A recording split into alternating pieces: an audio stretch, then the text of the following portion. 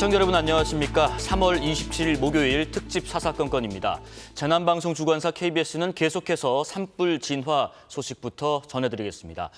의성에서 시작된 산불이 확산하는 속도가 굉장히 빨라서 동해안 일대까지 번졌다고 하는데요. 사람이 뛰는 것보다 빠른 시간당 8.2km 역대 최고 속도라고 합니다. 차례로 산불 현장 연결해 보겠습니다.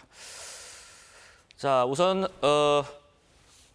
김효경 기자, 지금 그 산청 쪽에 가 있죠. 지리산 국립공원까지 지금 산불이 번지는 것 같은데 그곳 상황 전해주시죠.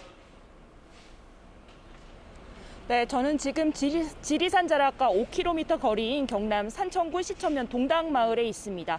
이곳은 타는 소리와 타는 냄새 그리고 흰 연기가 가득합니다. 오늘 오전에는 오후 3시부터 산청 지역에 비가 올 것으로 예상됐습니다. 하지만 아직까지 기다리던 비는 내리지 않고 있습니다. 오후 예보된 비로 산불 진화에 도움이 되길 바라고 있지만 예상 강수량은 5mm 미만입니다. 다만 비가 지표면 습도를 높이면서 불길이 번지는 걸 막아줄 것을 기대하고 있습니다. 헬기를 이용한 진화 작업은 3시간 전인 낮 12시부터 시작됐습니다. 하지만 산불 현장이 연기로 자욱해 시야가 좋지 못한 상황이어서 지금은 다시 헬기를 이용한 진화 작업이 중단됐습니다. 오늘 투입 예정인 헬기 28대가 기상 조건이 좋아질 때까지 대기하고 있습니다.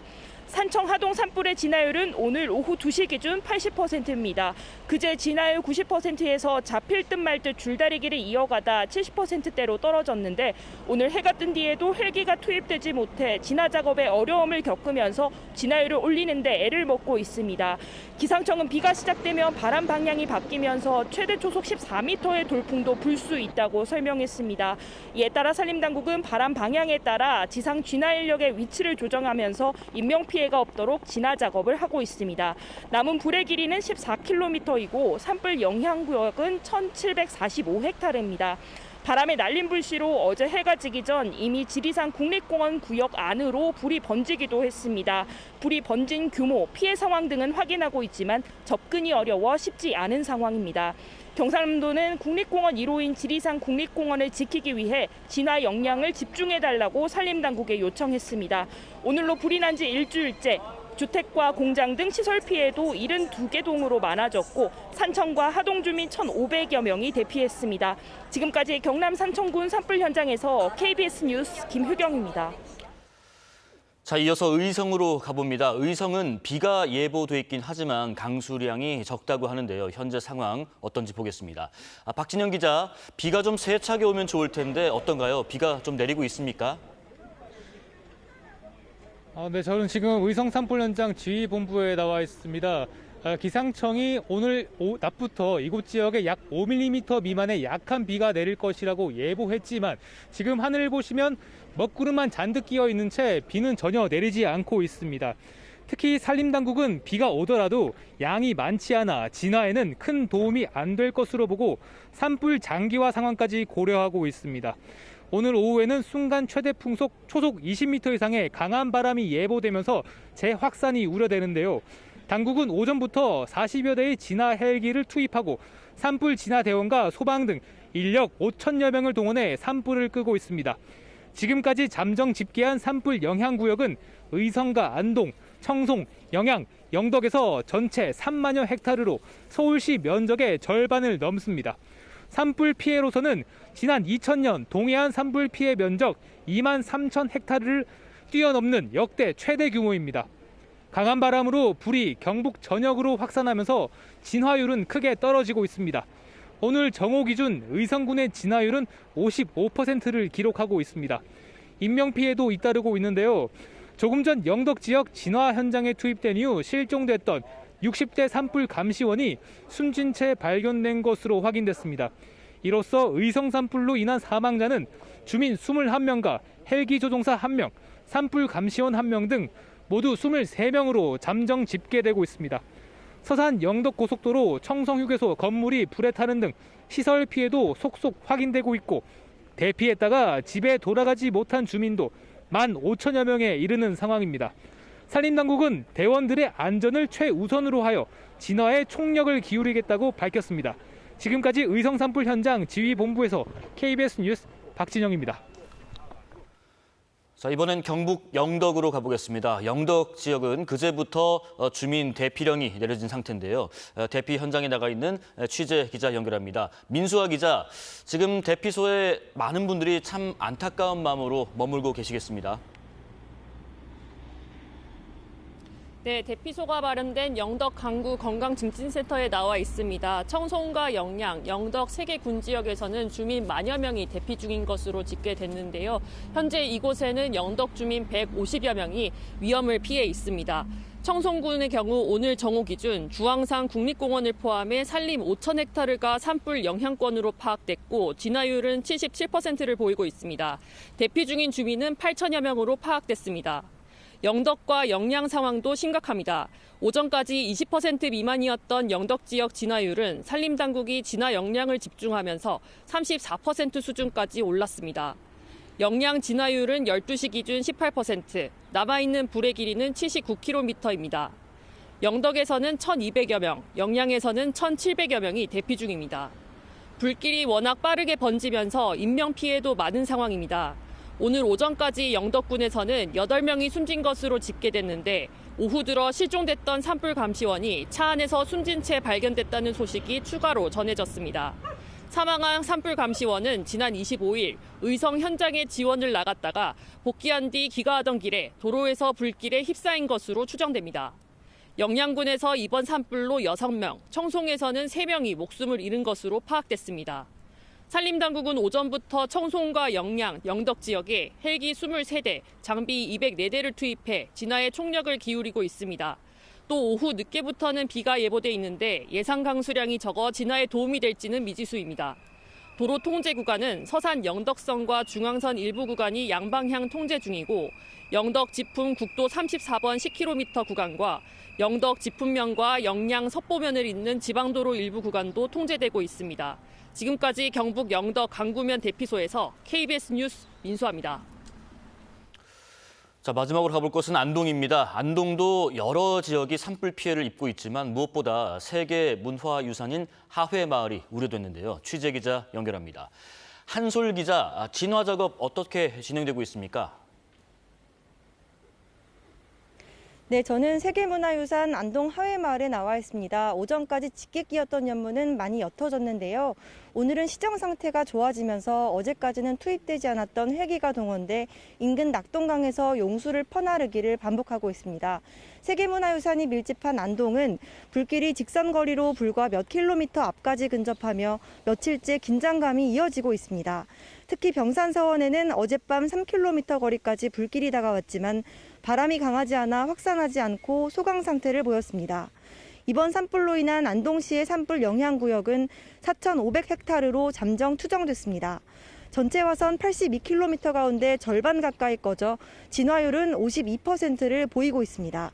산불이 확산함에 따라 대피령 발령도 늘고 있습니다. 오후 2시 40분쯤 안동시 임동면 길전리에, 낮 12시 반엔 남후면 고상리와 고하리, 하하리, 상하리에 대피령이 내려졌습니다. 앞서 풍산읍과 남선면, 임동면, 남후면 무릉리 주민에 대해서도 대피할 것을 안내했습니다. 안동에서는 이번 산불로 주민 4명이 숨지고 1명이 다쳤습니다. 오늘은 주민 4,900여 명이 대피한 것으로 파악된 가운데 소실된 주택은 950여 채로 잠정 집계됐습니다. 가압장 정전으로 임하면과 기란면 등 6개 면 일부 지역에서 이틀째 수돗물 공급이 끊겼습니다. 안동시가 비상급수와 병무를 지원하고 있지만 복구에는 수일이 걸릴 전망입니다. 안동 지역에는 오늘 비 소식이 있긴 하지만 강수량은 5mm 미만으로 예보됐습니다. 여전히 대기가 건조하고 한낮 기온도 20도 이상으로 올라 산불과 화재 위험이 이어지고 있습니다. 지금까지 안동 하회마을에서 KBS 뉴스 한솔입니다. 네, 앞서 보신 내구뿐만 아니라 전북 무주에서도 밤사이에 그 산불이 발생해서 지금 주민 130여 명이 대피를 있는 상태로 산불 대응 2단계에 돌입했다는 소식도 있습니다.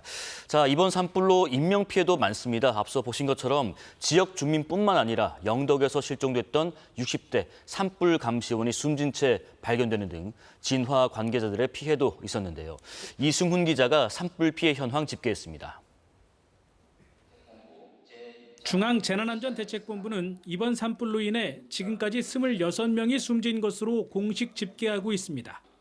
다만 오늘 오전 11시 50분쯤 경북 영덕군 영덕읍에서 60대 산불 감시원이 숨진 채로 발견되는 등 추가 인명피해 소식이 전해지고 있어 사망자 규모는 앞으로 더 커질 것으로 우려됩니다. 사망자 이외에도 마을 주민 등 30명이 크고 작은 부상을 입은 것으로 파악됐습니다. 중상자가 8명, 경상자가 22명입니다. 확산되는 산불을 피해 집에서 나와 긴급 대피한 주민은 3만 7천 명을 넘었습니다. 경북 의성과 안동에서 2만 9천여 명, 울주군 언양읍에서는 4,600여 명의 주민이 학교 등 임시시설로 긴급히 몸을 피했습니다. 이 가운데 1만 6천여 명은 아직 집에 돌아가지 못하고 있습니다. 재산 피해도 속출하고 있습니다. 중대본은 현재까지 주택과 사찰, 공장 건물과 문화재 등 모두 325곳이 불에 탄 것으로 잠정 집계하고 있습니다. 중대본은 현재 전국에서 산불의 영향권에 든 지역은 모두 10개 권역, 3만 6천여 헥타에 이른다고 밝혔습니다. 이 가운데 진화 작업이 완전히 끝난 곳은 200헥타 정도에 불과합니다. 이에 따라 피해 규모도 시간이 갈수록 더 불어날 것으로 우려됩니다. KBS 뉴스 이승훈입니다. 네, 아직 비 소식은 없지만 기다리던 비가 찔끔 오는 것도 야속할 따름입니다. 일주일 가까이 타오르는 산불을 완전히 끄지는 못하겠지만 대기 중에 수증기가 늘면서 산불이 장기화되기 전 마지막 진화 기회가 될지도 모르는데요. 국립산림과학원 이병두 산림재난환경연구부장과 지금 상황에서 어떤 방법이 있을지 좀 짚어보겠습니다. 어서 오십시오. 네, 안녕하십니까. 예, 일단 경북 산불 지역이 3만 6천 헥타르에 가깝다라고 하던데 이게 어느 정도 수준이냐면 서울 면적의 절반 이상을 태운 수준이라고 하더라고요. 역대 최대 피해였던 지난 2000년 동해안 산불 피해 면적을 훌쩍 넘어섰다고 하고요. 이렇게까지 피해가 커진 원인, 건조한 상황에 뭐 태풍급 강풍까지 불었다고 하지만 그 외에 또 어떤 요인이 있었을까요? 네, 아무래도 지금 산불이 저희가 겪어보지 못한, 예. 그러니까 저희가 지금까지 겪어보지 못한 역대급 수준으로 지금 발생을 하고 있는데요. 아무래도 이제 가장 큰 원인은 앵커님께서 지적했듯이 평년보다 네. 10도 이상 높았습니다. 그러니까 여름철 날씨가 된 거죠. 그러니까 봄철에 건조한 상태에서 여름철에 고온이 한꺼번에 오다 보니까 이 계절이 이제 상관이 없이 이렇게 돼버렸죠. 그러면서 낙엽들과 나무들이 바싹 마른 상태가 됐습니다. 네. 그래서 빨리 붙기도 하고 붙은 산불이 빨리 확산될 수 있는 그러한 조건들이 갖춰져 있었습니다. 일단 영남권에 지금 산불이 발생한 이후로 처음으로 비가 내린다는 예보가 있었는데 말씀드린 대로 5mm 미만으로 양이 매우 적거든요. 네. 하지만 강수량이 좀 적더라도 좀 습도가 좀 올라가게 되면 그래도 좀 확산 저지에 도움이 되지 않을까 싶습니다. 네, 일단은 이제 그렇게 기대를 했었습니다. 네. 제가 이제 습기가 대기 중에 습도만 올라가도 네. 낙엽들이 그 습기를 빨아들이기 때문에 산불의 확산 속도가 많이 좀 줄어들 것이다라고 생각을 했었고요. 네. 그다음에 이제 5mm의 비라도 지금은 한 방울 한 방울이 소중한 시기다. 그래서 작은 비지만 큰 도움이 될 것이다라고 얘기를 했는데 지금 현장의 소식을 들어보니까 비가 전혀 오지 않고 있고, 오지 않고 있어요. 예, 오지 않고 있고 또 오히려 이제 햇빛이 나는 곳도 있고요. 그러면서 지금 대기 습도도 그렇게 많이 올라가지 않고 있고 네. 비가 어찌 보면은 안 올 수도 있을 것 같습니다. 이제 이러한 경우에는 산불이 좀 장기화될 가능성도 있어서 정말 조금 좀 암울한 좀 상황인 것 같습니다. 예, 지금 오늘 비로 진화율이 크게 높아지지 않는다면 산불이 더 장기화될 우려가 있는 거죠. 네네, 충분히 좀 가능합니다. 네. 그래서 오늘 그래도 지금 보시면은 어제하고는 다르게 그 영상들이 보면은 큰 불길들, 그러니까 화염이 막 치솟는 모습 있잖아요. 그런 모습들은 지금 보이고 있지는 않거든요. 아무래도 이제 습기하고 대기 중에 습기가 조금 작용을 하는 것 같은데 오늘 좀 많이 잡아야 될 것 같습니다. 네. 그러니까 내일은 또 다시 햇빛이 뜨고 또 강한 바람이 불어온다고 했기 때문에 오늘 좀 최대한 많이 잡고 화염이 약해진 틈새에 지상에서도 많은 진화를 좀 해야 될 것 같습니다. 예, 지금 기상청 예보를 보니까요, 비가 이제 오고 나서 또 그치게 되면 바람 방향이 또 바뀐다고 하는데, 네. 그러니까 이제 위에서 아래로 부는 바람, 이게 지금 어떤 영향을 또 주게 될까 싶습니다. 네.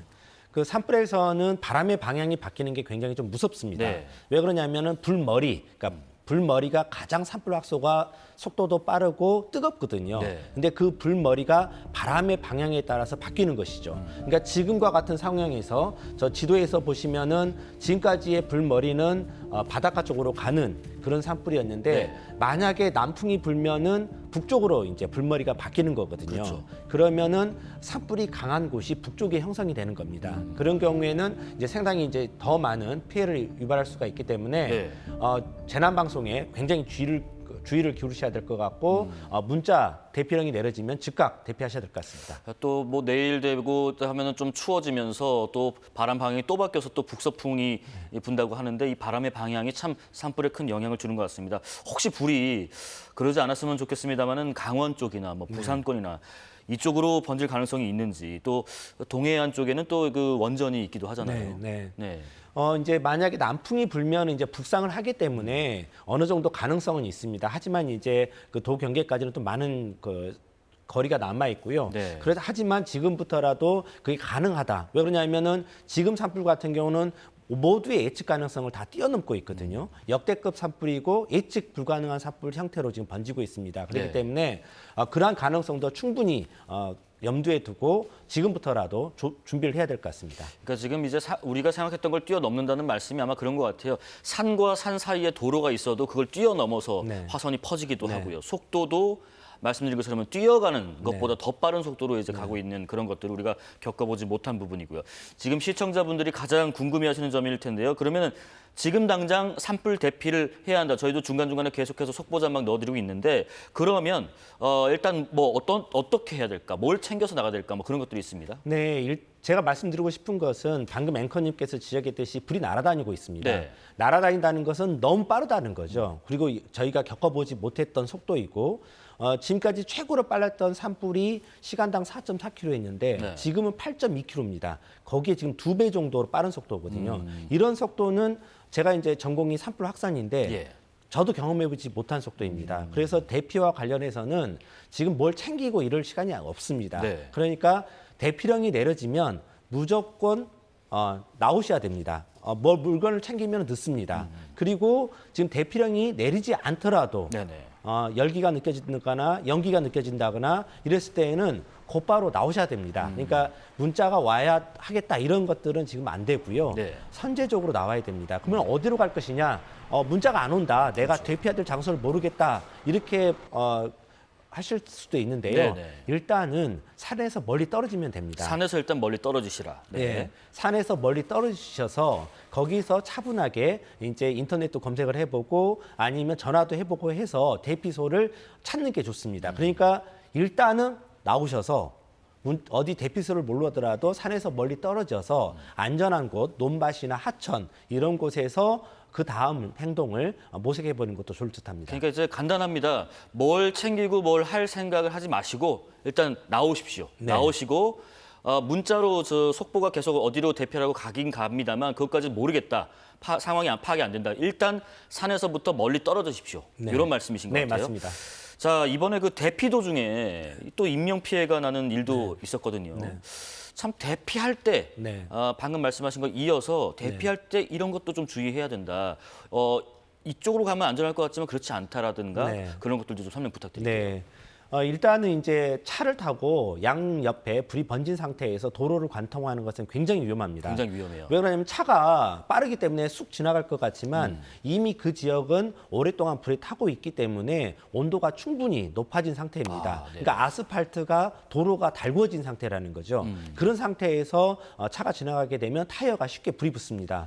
그렇기 때문에 지금 이제 종종 안타까운 소식이 차 안에서 이렇게 네네. 안타까운 일들이 소식이 들리는데 저희가 이제 해외 사례를 조사를 해보면 대부분 그런 경우가 많았습니다. 그러니까 통과할 수 있을 거라고 생각을 했는데 통과가 안 되는 거죠.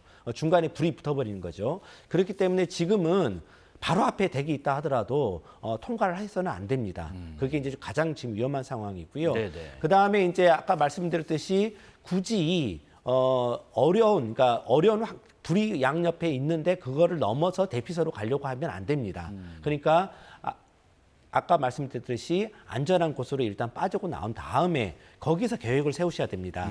대피소로 가야지 위험한 상황인데도 대피소로 가야지 이거는 오히려 더 위험할 수 있습니다. 자, 그러니까 불과 불 사이에 도로가 있다. 내가 차를 타고 금방 가면 되겠지 하지만 그렇지가 않다는 말씀. 네. 이게 화선도 굉장히 지금 길고 이런 상황에서 주불만 잡히면 안심할 수 있는 상황인지 이런 것도 좀 궁금한 부분입니다.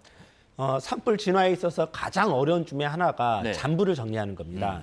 왜 그러냐면 지금 우리나라 같은 경우는 낙엽층이 굉장히 두껍게 있어서 지금 산불은 낙엽의 윗부분만 태우고 갔거든요. 네. 그런데 이제 불씨들은 낙엽 깊숙이 있을 수 있습니다. 이제 이런 불씨들이 다시 햇빛이 온도가 올라가고 그다음에 바람이 불면 다시 살아납니다. 재발화하는군요. 네, 재발화합니다. 그래서 이런 것들을 잔불의 재발화라고 하는데 이제 지역 주민들께서 아니 불이 다 지나갔는데 왜 못 가게 하느냐 이렇게 하는데 산림 당국에서는 그런 점들이 무서워서 그러니까 아직까지는 위험 요소가 있다. 네. 잔불이 언제든지 재발할 수가 있기 때문에 완전히 당국에서 이제는 대게 돌아가셔도 됩니다. 아니면 자유롭게 움직여도 됩니다라고 말씀드리기 전까지는 위험 요소가 충분히 있다 이렇게 보셔도 됩니다. 그 말이 딱 맞네요. 꺼진 불도 다시 보자. 네, 맞습니다. 그러니까 예. 밑에 이제 숨어 있다는 거죠. 네. 잔불 정리가 완벽히 된 상태여야지만이 재발화 가능성을 줄일 수 있고. 네. 아까 그 잠깐 언급하셨습니다마는 지금 이 주불 온도가 뭐 1000도를 넘는다는 얘기도 네. 있고 또 그러다 보니까 주변에 이런 아까 도로 같은 것들이 뭐 복사열이라고 하더라고요. 네. 이게 뭐 또 수백 도 정도 돼서 네. 말씀하신 것처럼 간접적인 피해도 있을 수 있다. 네. 그런 얘기도 일리가 있는 얘기인가요? 네, 맞습니다. 충분히 일리가 있습니다. 그 산불의 중심부 화염부, 그러니까 산불이 아까 영상을 보시면 막 화염이 막 치솟는 모습도 여러 번 보셨지 않습니까? 그렇게 화염이 치솟는 경우에는 중심부의 온도가 1600도가 넘습니다. 네네. 그러면 거기로부터 나오는 열이죠, 열. 이제 흔히 말해서 복사열인데 복사열이 굉장히 뜨겁고 멀리 갈 수가 있거든요. 그러니까 도로 옆에서 그러한 그 화염들이 치솟고 있으면 이미 도로는 아주 뜨겁게 달궈진 상태거든요. 네네. 그래서 보통 이제 우리가 화염만 눈에 보이니까 도로가 달궈져 있다는 온도가 높아져 있다는 사실을 간과하기 쉬운데 절대 그래서는 안 됩니다. 그러니까 이제 어쨌든 복사열로 인해서 도로가 달궈질 대로 달궈진 상황이니까 그것이 타이어를 이렇게 손상시켜서 갇히게 되면 고립되게 되면 큰 인명 피해까지도 갈 수 있다라는 그런 말씀이신 것 같고 주불의 온도가 1600도까지 네. 올라가는군요. 자, 이번에 그 정부가 산불이 급격히 확산하는데도 이 선제적으로 좀 대피령을 내리지 않다가 뭐 임박해서 알린다든가 혹은 재난 문자에는 대피하십시오는 있지만 뭐 어디로 가라는 거야라는 것이 없다거나 이리로 가라고 했다가 저리로 가라고 또 바뀐다든가 이렇게 좀 대처가 미숙했던 거 아닌가. 그래서 네. 좀 더 화를 키운 거 아닌가 하는 지적도 있습니다. 근데 미흡하게 분명히 보이셨을 겁니다. 그런 부분이 왜 그러냐면 이번 불 같은 경우는 아까도 말씀드렸듯이 비화로 날아가 버렸거든요. 근데 이 날아가는 속도가 아까 말씀드렸듯이 우리가 예측할 수 없는 그러니까 8.2km라는 지금까지 경험해보지 못한 속도였고 또한 이 산불이 동시다발적으로 많이 났었고 그다음에 비화하기 때문에 한 개의 산불이 순식간에 여러 개의 산불이 돼버리는 거예요. 그러다 보니까 대피소가 갑자기 변경되는 경우도 아마 있었을 겁니다. 그리고 지금 이 지역 같은 경우는 돌풍이 많이 불고 있거든요. 산악 지역이다 보니까 계곡풍이 있다는 거죠. 계곡에서 주풍이 만나서 돌풍이 불다 보면은 막 바람 방향이 이렇게 가고 저렇게 가면서 산불 불씨가 계속 막 날아다니는 거죠. 네네. 이러다 보니까 이제 방향 대피소 설정하는데 아마 굉장히 어려움이 있었을 거고요. 그래서 다시 한번 말씀을 드리지만 대피소를 안내를 받았더라도 그 대피소 방향이 위험하면 가면 안 되십니다. 네네. 그러니까 지금 이제 불이 안 붙은 지역으로 당연히 대피를 하라고 알려주시겠지만 당국에서 네. 그런데 보니까 소용돌이 치는 바람 때문에 이쪽도 불이 붙은 것 같은데 네. 그러면 안 가시는 판단을 네. 하시는 게 옳다. 네, 맞습니다. 이런 말씀이신 네, 거예요. 네, 네네. 맞습니다. 자, 또 하나가요. 전기가 끊어지거나 네. 지금 통신망이 먹통되는 사태도 일고 있던데 네. 이럴 때는 정보가 없잖아요. 네, 네, 어떻게 네. 대처해야 될까요? 근데 이제 그 핸드폰은 아마 터지는 경우도 있을 거예요. 그런 경우에는 이제 정보를 좀 공유를 하기도 하고 네. 옆집 주민들과 같이 있는 게 중요합니다. 그러니까 단독 행동은 굉장히 위험합니다. 주민들과 같이 있으면 위험한 상황에 있었을 때 공동으로 대응이 가능하거든요. 그리고 실종이 되었을 때도 존재 자체를 알고 있으면 빠른 구조가 가능합니다. 그래서 서로 간에 이제 그 한 곳에서 모여서 정보를 공유를 하고 물론 대피소로 가시는 게 제일 좋지만 그러지 않는 경우에서라도 그래도 한 곳에서 모여 계시는 게 지금 상황에서는 제일 좋습니다. 네, 뭐 제 지인분도 지금 그 현장에 계신 분인데 연기가 너무 심해서 아예 다른 지역으로 이동하시는 경우도 있다고 하더라고요. 산불 확산을 특히 전공하셨잖아요. 이번 산불의 특징이 여러 가지가 있는데 미국이나 뭐 호주에서 봤던 몇 주씩 정말 전국적으로 이제 불이 계속 타는 그런 이른바 뭐 대형 산불. 그러니까 우리나라에서도 그럼 이런 것들이 시작됐다고 보면 될지 싶습니다. 네, 어느 정도 비슷한 상황이 있습니다. 그러니까 뭐 캐나다 같은 경우에는 1년이 넘게 지속이 됐었거든요. 네. 그리고 우리나라의 면적보다 더 큰 1,200만 헥타가 이제 산불이 나서 1년 동안 탄 적도 있습니다. 그리고 겨울을 지나서도 또 다시 타는 이러한 그런 경험들이 있었는데 지금의 이제 그 상황 변화들이 미국, 캐나다, 일본, 호주 이렇게 상관없이 이제 메가 파이어라는 단어가 등장을 했습니다. 메가 파이어요? 예, 이거는 기존에 쓰던 라지 파이어하고는 또 다른 개념이죠. 네. 그러니까 대형 산불하고는 다른 초대형 산불이라는 개념이 지금 생겼고 그것의 지금 기준들을 보면 보통 미국 같은 경우는 약 한 4만 헥타 정도의 그 기준을 삼고 있는데 이러한 이제 메가파이어의 그런 경향들이 전 세계적으로 나타나고 있다 이렇게 생각하고 있습니다. 그러면 앞으로도 지금 사례같이 이렇게 강하고 또 빠르고 대형인 이런 산불 패턴이 계속 이어질 수 있다라고 우리가 생각하면 될까요? 네, 맞습니다. 저희가 이제 기후변화 시나리오를 좀 그 연구를 적용을 해서 해보면 네. 저희가 1.5도가 올라가면 산불 발생 위험은 8.6%가 높아지고요. 아, 그래요? 그다음에 2도가 상승하면 13.5%가 높아집니다. 네네. 그리고 이제 유엔 환경 계획이라고 유엔에 있는 그 기관에서 유엔에서 산불 전문가를 전 세계에 있는 산불 전문가를 다 모아서 네. 분석을 해서 보고서를 냈습니다. 그 보고서에 의하면 2030년까지 지금보다 대형 산불이 14%더 나고 2050년까지는 30%가 더 날 것이다. 그래서 대형 산불은 지구를 당분간은 계속 휩쓸 것이다. 이렇게 진단을 했습니다. 우리가 그동안 겪었던 그런 산불을 예상하고 앞으로는 대비할 것이 아니라 새로운 개념으로 산불에 대응하는 방법도 한번 강구해 봐야 되겠다는 생각도 듭니다. 어제요, 그 지리산 국립공원까지 불이 번졌던데 이게 지금 현장에서는 많이 긴장하는 모습이었다고 하는데 그 이유를 좀 들어볼게요. 네, 아무래도 이제 지리산 국립공원이고 그래서 국립공원은 어찌 보면은 후손들에게 물려줘야 될 소중한 자연자원이지 않습니까? 네네. 이제 그런 부분도 있고 지금 또 긴장하는 부분들은 지리산이나 이런 데는 굉장히 숲이 울창해져 있습니다. 그렇죠. 예, 울창해졌단 말은 뭐냐면 탈물질이 많다는 거거든요. 아, 네네. 그러니까 그 평상시에는 괜찮다가 지금처럼 가물어 버리면 안 타들 물질도 탈 수 있는 그러니까 양이 많아지는 거죠. 낙엽층은 이제 굉장히 두껍게 형성이 되어 있고 또 소나무 그 윗부분이죠. 나무의 윗부분 그다음에 또 나무의 본수 그러니까 그루죠. 나무가 있는 그런 것도 밀도가 빽빽하게 차 있습니다. 이제 이러한 지역에서는 아무래도 탈 물질이 많기 때문에 여기에 산불이 확산이 되면 더 끄기 힘들거든요. 네네. 그리고 또 국립공원이라는 그런 특징이 있고요. 네네. 그래서 지금 많이 긴장들을 하고 있습니다. 그러니까 이제 국립공원이라는 이유도 있지만은 그보다 아주 밀도 있게 듬성듬성 그 나무들이 있는 게 아니라 아주 밀도 있게 지금 있어서 타면 한번 붙으면 번지는 게 급속도일 것이다. 네. 그리고 낙엽층이 두텁다라는 말씀은 다시 말하면 불이 안 꺼지고 계속 불이 붙는다는 건가요? 어떤 내용인가요? 네, 맞습니다. 그러니까 낙엽층이 두껍다라는 것은 두 가지 의미로 해석할 수가 있는데요. 낙엽층 그만큼 연료가 많이 쌓여 있다라는 얘기들을 할 수가 있고요. 그다음에 첫 번째는 첫 번째 불이 지나가고 나서도 계속 두 번째, 세 번째 불이 발생할 수 있다. 이 개념입니다. 그래서 낙엽층이 두꺼우면 잔불이 숨어 있는 불이 생길 수가 있고 이러면 재발화가 되면 또 두 번째 불이 생길 수가 있다. 이렇게 생각하시면 됩니다. 낙엽층이 두껍다라는 의미가 두 가지가 의미가 있다는 말씀해 주셨고요.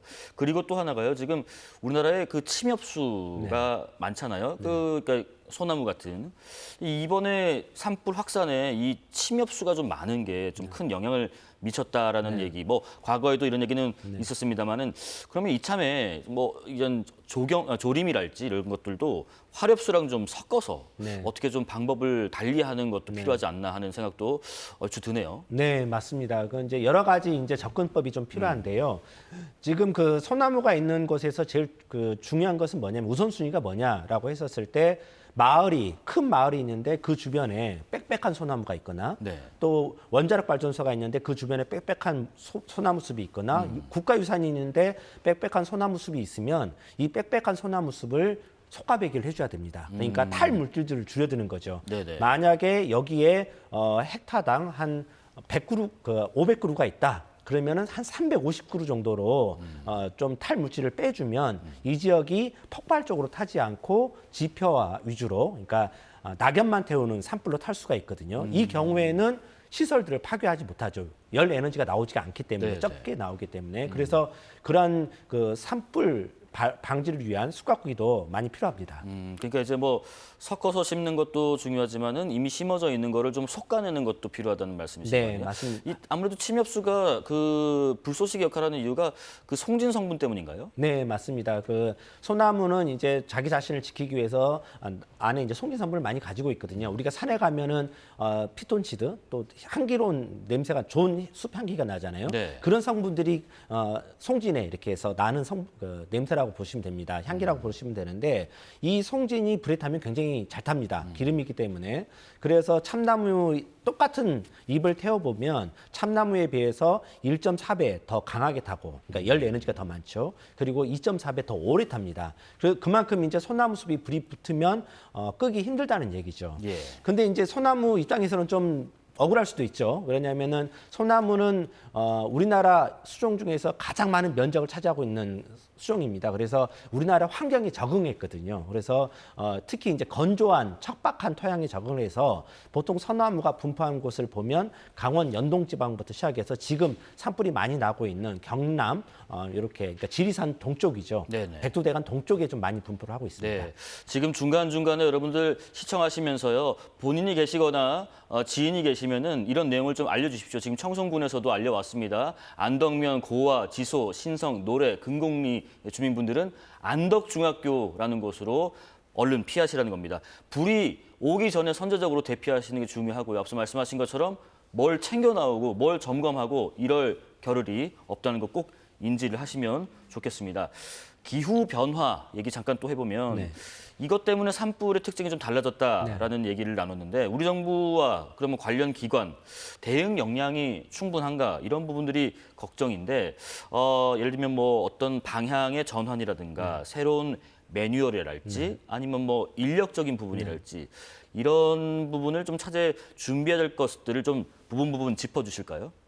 그 기후변화로 인한 산불의 특성은 두 가지로 나타납니다. 예. 첫 번째는 연중합니다. 그냥 1년 내내 그냥 발생하는 거죠. 예전에는 봄이면 딱 끝났거든요. 뭐 산불 위험 기간 뭐 이런 게 있었잖아요. 조심 기간이라는 게 있어서 봄이면 끝났는데 지금은 겨울에도 나고요. 여름에도 납니다. 며칠 전에 비 왔는데 근데 순식간에 말라버립니다. 그러면서 또 여름에도 불이 나는데 그래서 기후변화로 인한 산불의 특성은 연중화라는 하나의 특성과 두 번째는 대형화라는 특성이 있습니다. 네. 그러면 연중화되는 산불에 대해서는 어떻게 대응할 것이냐 여기에 대한 새로운 대책이 필요하죠.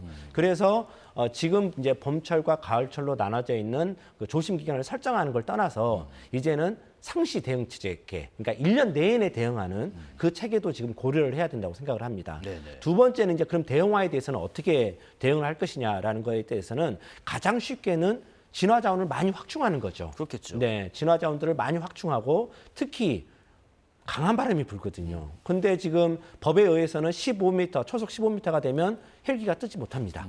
그러면은 여기에도 뜰 수 있는 좀 큰 대형 헬기를 도입을 해야 됩니다. 그래서 10,000리터 이상의 물을 10,000리터 이상 뜰 수 있는 그런 대형 헬기도 좀 도입을 준비를 해야 될 거고요.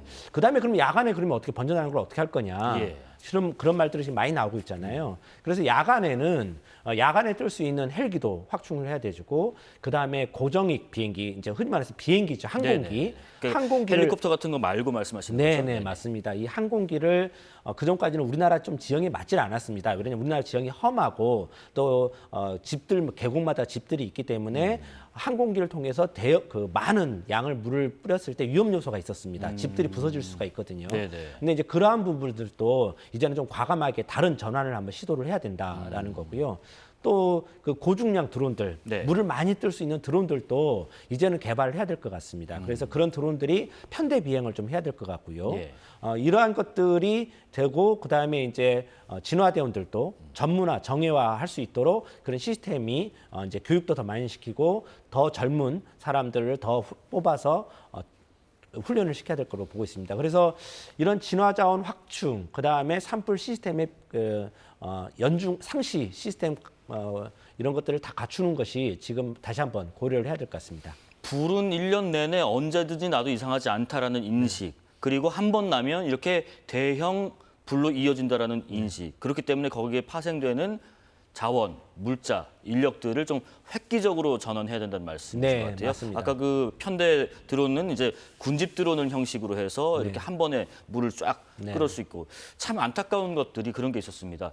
밤에는 사실상 우리가 진화 작업이 불가능하다 보니까 그냥 해가 뜰 때까지 기다려야 하고 그 사이에 아침에 또 가보면 인명 피해가 나고 연기 때문에 헬기가 접근하기 또 어렵고 이런 악순환이 반복되는 것들은 정말 획기적인 패러다임의 전환이 좀 필요하다는 말씀이신 것 같고요. 지금 산불 장기화가 되면 지금도 계속 일주일 가까이 오고 있지만은 불 끄는 사람도 지치고 지금 진화 헬기 전력도 좀 한계가 오지 않을까 걱정되는데 어떠신가요? 네, 맞습니다. 그게 좀 걱정이 됩니다. 아마 모든 분들이 지칠 거예요. 정말 제일 먼저 또 지치시는 분들은 삶의 터전을 잃고 대피소에서 생활하시는 분들이 아마 가장 먼저 지치실 겁니다. 단체 생활이라는 게 굉장히 어렵잖아요. 그리고 나가기도 힘들고. 그래서 이제 그런 분들이 이제 가장 먼저 지치실 거고, 두 번째는 지금 엿새째 지금 산불 현장에서 계속 불을 끄고 있는 진화대원의 그 체력이 문제고요. 체력이 떨어지면 안전사고 확률이 높아질 수밖에 없거든요. 그래서 지금부터라도 이제 장기전을 준비한다면 진화대원들의 그 체력을 관리하는 그런 부분으로 좀 전환을 좀 해야 될 것 같고요.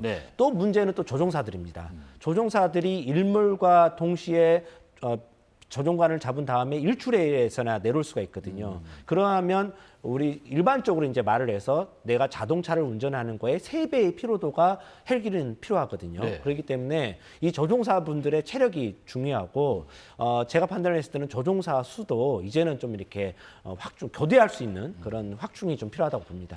우리가 그 왜 가끔씩 나오는 사고 소식 들어보면 노후화된 소방 헬기에 대한 지적도 좀 있잖아요. 그런 것들이 기능 고장을 일으키면서 사고로 이어지기도 하고 그런 부분들은 좀 어떻게 보완해야 될까요? 네, 그런 부분들도 이제 시스템적인 점검이 이루어져야 되는데 이제 임차 헬기 이 부분에 대해서도 한번 조금 더 한번 시스템적인 점검이 이루어지고 있는지 한번 확인을 해봐야 될 것 같습니다. 이런 부분들은 기업에서 이제 임차를 하는 부분들이기 때문에 그런 부분에 대해서는 한번 다시 재점검할 시점이 좀 필요할 것 같고요.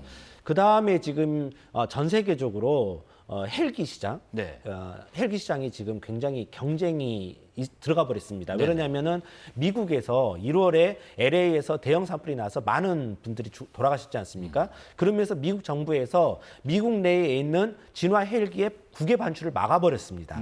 그러면서 이제 각국에서 진화 헬기가 그 전에는 이제 진화 헬기의 시장이 순서가 있었거든요. 그러니까 미국에서 산불 조심이 끝나면 호주로 간다거나, 호주에서 끝나면 유럽으로 간다거나, 작년 같은 경우는 우리나라에도 왔었죠. 그 시기를 달리해가지고. 근데 이제 이러한 흐름이 지금 어느 정도 끊어진 부분이 있었습니다. 그렇기 때문에 우리나라 같은 경우도 어떠한 그 이러한 위험 요소를 좀 파악을 하고 자체 구입하는 이러한 부분들도 좀 고민을 해야 될 것 같고요. 그 다음에 이제 제가 드는 생각 중에 하나는 진화 헬기를 산불 전용의 진화 헬기를 많이 운영을 해야 됩니다. 그러니까 지금 다양한 진화 헬기들이 동원이 되어 있지만 어찌 보면은 반비바켓, 그러니까 진화 헬기의 역량은 큰데 반비바켓이란 조그마한 그 물을 뜨는 거거든요. 그러니까 나는 이 진화 헬기는 3,000리터의 물을 뜰 수 있는데 반비바켓을 달고 1,000리터밖에 못 뜨고 있거든요. 그러니까 이러한 것들, 그러니까 다른 용도로 쓰다가 동원되는 이런 헬기들이 아니라 산불 전용의 헬기들이 확충되는 게 더 중요합니다. 그러니까 산림청에서 운영할 수 있는 가용대 수가 좀 많이 있었으면 좋겠습니다. 그러니까 이제 뭐 다목적의 헬기 뭐 구조도 하고 뭐 점검도 하고 이런 소방도 하고 이런 식이 아니라 그냥 단일 목적으로 인한 산불 헬기가 전용 헬기가 좀 필요하다는 말씀이신 것 같고요.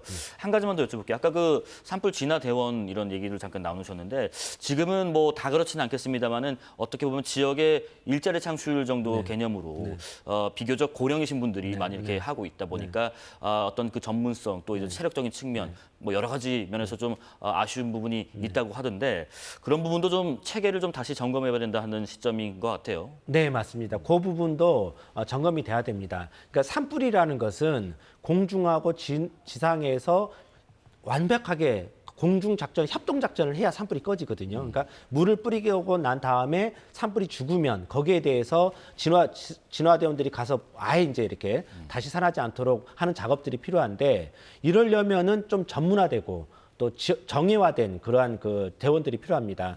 그래서 지금 산불 진화대원들은 가장 정예화된 분들이 공중진화대가 있고요. 예. 그 밑에 특수진화대가 있고요. 그 밑에 예방진화대가 있는데 이 예방진화대 분들은 방금 앵커님께서 말씀하셨던 일자리 사업으로 해서 단기입니다. 그러니까 상시적이지 않다는 거죠. 네네. 그래서 아까 말씀드렸듯이 상시 대응 체계로 전환이 되면서 이분들에 대해서도 정예화된 그리고 젊은 사람을 체력 좋은 사람을 채용할 수 있는 체계로의 변환이 좀 필요할 것 같습니다. 예. 자, 지금까지 국립산림과학원 이병두 부장과 산불 진화 관련 소식 살펴봤습니다. 고맙습니다. 네, 고맙습니다.